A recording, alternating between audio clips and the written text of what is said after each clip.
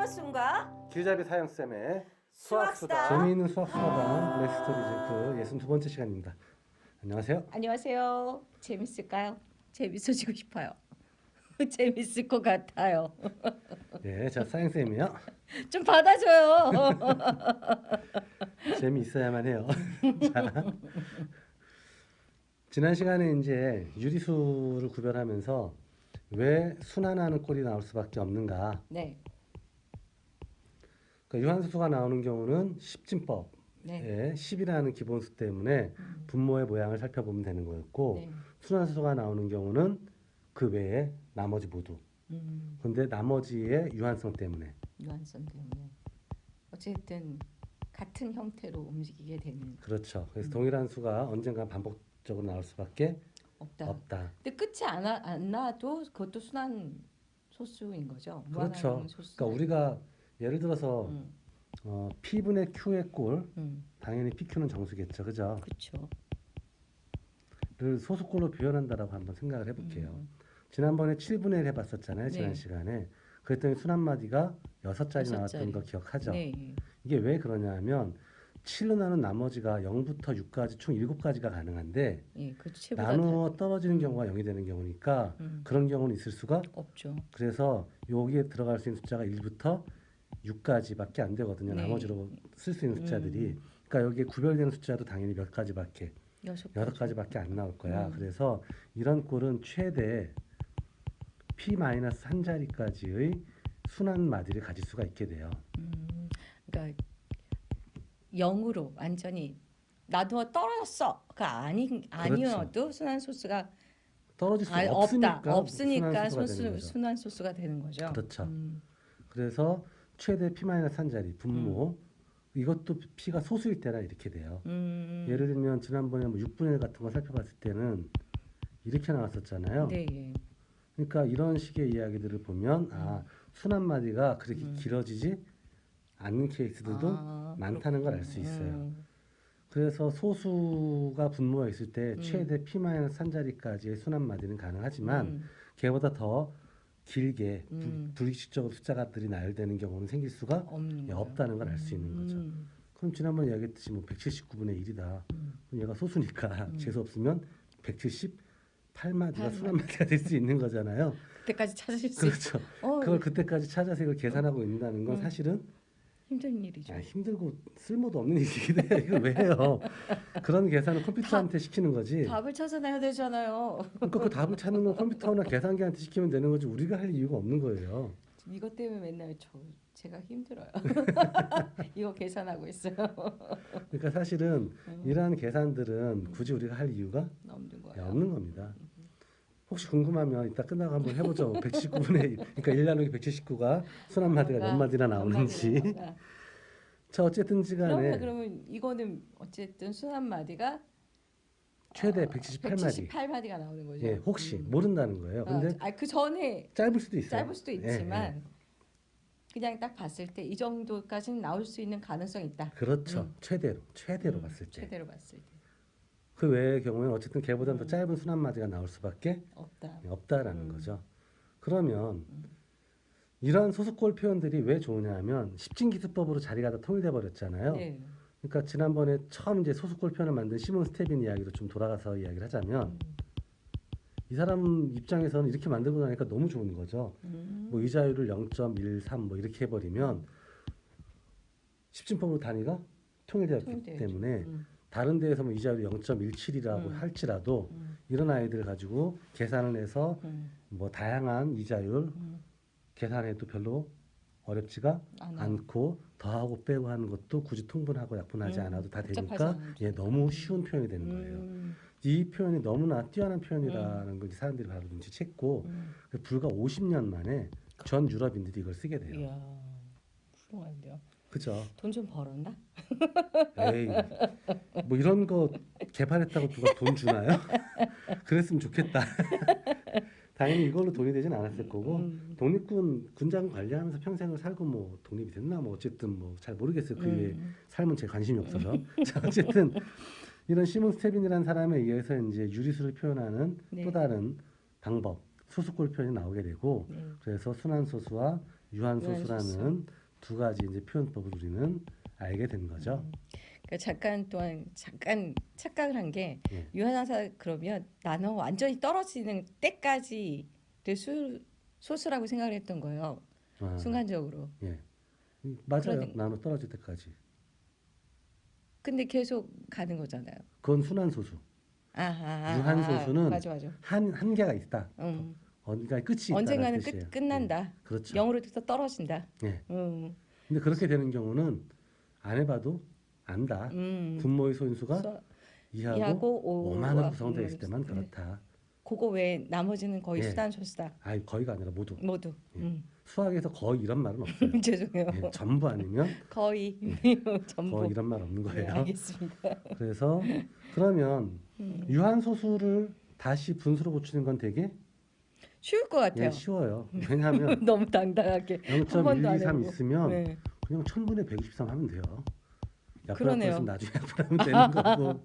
그러네요. 그러니까 유한소수를 다시 분수꼴로 고치는 건 나 굉장히 고민했었는데 이걸 어떻게 고치지? 고칠 수 있을 것 같은데 네. 어떻게 고치나 막 고민했는데. 아무 문제가 없는 너무 그리고 단순한 약분하면 이야기예요. 쭉쭉쭉 그렇죠. 약분해. 약분이 되면 약분하면 되는 거니까 0.25다 그러면 100분의 25란 얘기네. 그렇죠. 그러면 25로 약분하면 4분의 1이랑 똑같구나. 뭐 이렇게 이야기할 수 있는 거죠. 그렇군요. 그러면 순환소수를 어떻게 또 유리수 분수의 꼴로 바꿀 수 있을 것인가? 아, 순환소수도 가능해요? 그럼요. 이거 먼저 해볼까요? 10분의 1 곱하기 10은 얼마라고요?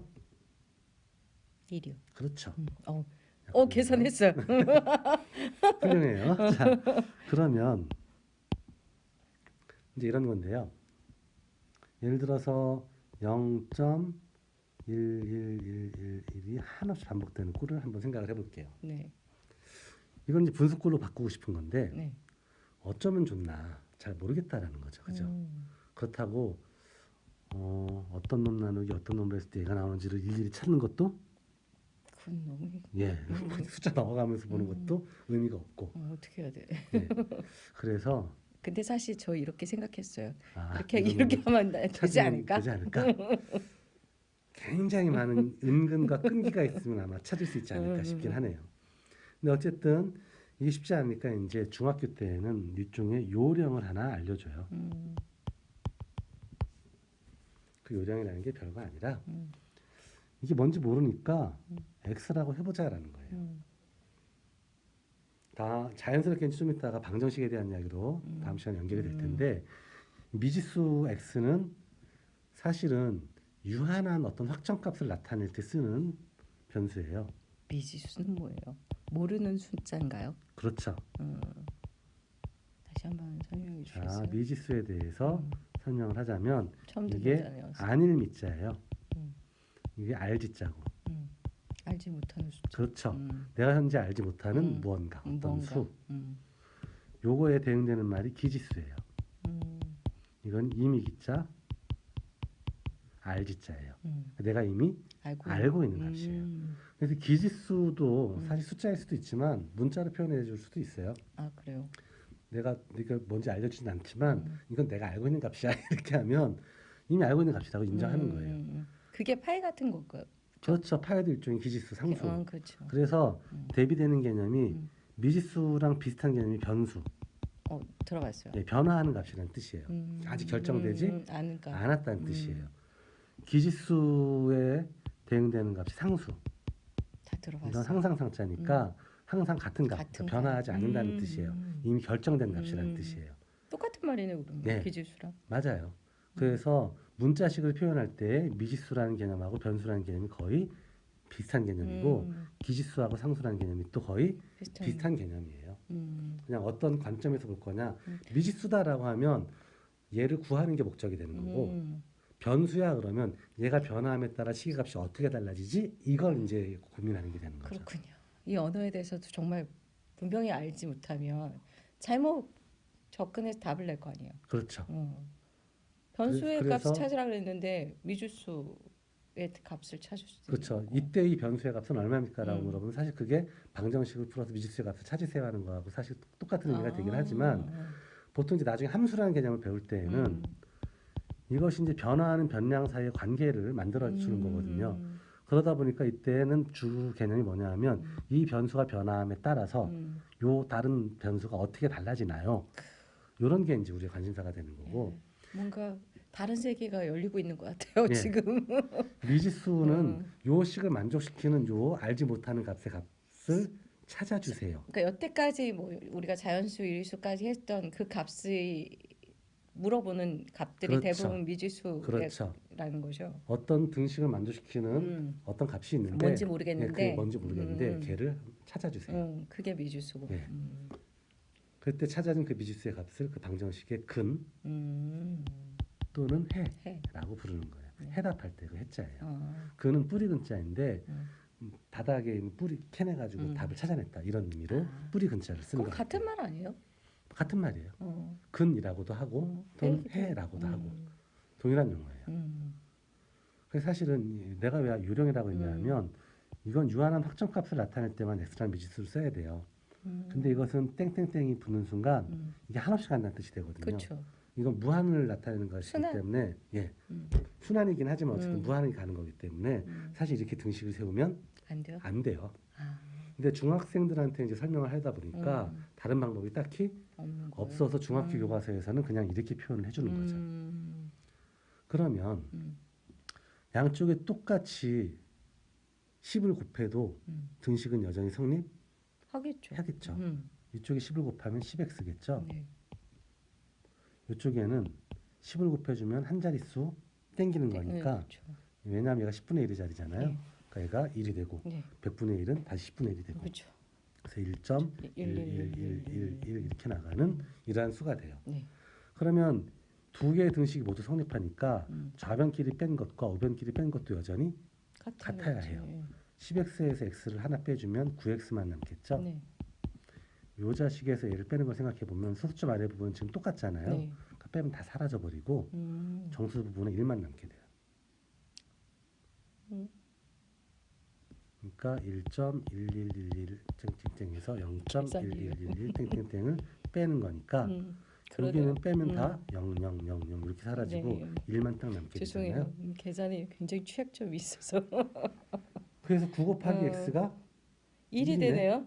양쪽에 이제 똑같이 9분의 1을 곱해도 등식이 성립해야 하겠죠. 되니까 그럼 이쪽은 x만 남게 되고 예. 이쪽은 9분의 1만 남게 돼서 아, 이 값은 무엇이구나? 9분의 1이구나라는 걸 알 수 있는 거예요. 그러면 1 나누기 9를 해보면 실제로 9일은 9, 또 1 남죠? 9일은 또 9에 그래서 이런 꼴이 된다는 걸 또 확인할 수도 있는 거죠. 예, 그렇군요. 그래서 실제로 이제 이러한 요령을 써서 미지수를 이용함으로써 순환소수도 분수의 꼴로 바꿀 수 있게 돼요. 뭐 예를 들어서 0.3121212 이런 혼순환 소수의 꼴도 x라고 두면 10x가 뭐가 돼요? 3.121212 이렇게 되는데 문제가 있어요. 빼면 안 없어져요. 자릿수가 다르기 때문에. 그러네요. 계속 남게 돼요. 아까 그래서 1이랑 틀리네요. 예, 한 번 이렇게 안 돼요. 혼순환 소수는. 한 번 더 해야 되는데 이번엔 여기다가 양쪽에 또 100을 곱해주면 이쪽은 1000x가 되고 이쪽은 312.121212 이렇게 나가겠죠. 뒤를 예, 똑같이 통일시켜주는 거예요. 통일시켜주는군요. 그럼 좌변끼리 빼면 1000x에서 10x를 빼주면 990. 990x가 되고 312에서 3을 빼니까 309가 되겠죠. 네. 따라서 x는 990분의 309와 같다. 이렇게 해서 고쳐줄 수 있는 거예요. 네. 그래서 약분하면 되나? 그렇죠. 약분이 되면 하면 되고 지금은 뭐 약분이 둘 다 이제 3의 배수니까 3으로 약분하면 331, 0, 3 이렇게 되네요. 더 약분될지는 좀 계산을 해봐야 될 것 같은데 안 할래요. 왜냐하면 이게 얼마인지 아는 게 나의 목적이 아니기 때문에 어쨌든 330분의 103? 이렇게 만들 수 있다. 그렇죠. 이걸까 중요한 거래요. 분수로 고칠 수가 있다. 그래서 약분해서 얼마가 나오냐가 중요한 게 아니라 이런 그렇죠. 꼴로 만들 수 있다. 그렇죠. 이게 중요한 거예요. 궁금하면 여러분이 해보세요. 계산해서. 저번에 이거 계산하다가 힘들었어요. 자 어쨌든 그래서 이제 혼순환 소수든 순순환 소수든 네. 다시 분수의 꼴로 표현하는 것이 가능하구나라는 것까지 우리 이제 알게 된 거죠. 그러면서 미지수를 이용해서 등식을 이용해서 식을 만들었더니 문제가 해결됐네.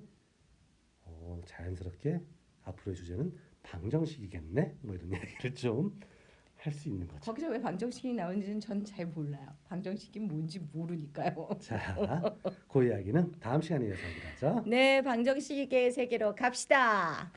오늘 여기까지 할게요. 안녕. 안녕.